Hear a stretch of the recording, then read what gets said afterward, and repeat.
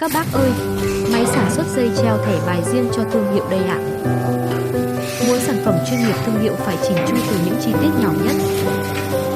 Và đây chính là cỗ máy xịn sò giúp các bác làm được điều đó.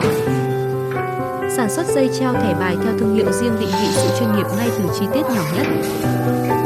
Tùy chỉnh theo yêu cầu màu chữ, màu dây, màu nhựa, các bác thích thế nào cũng được.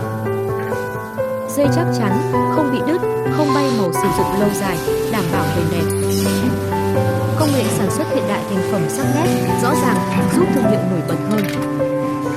Phù hợp cho tất cả các ngành hàng, thời trang, túi xách, giày dép, phụ kiện, quà tặng. Bác nào đang cần tìm giày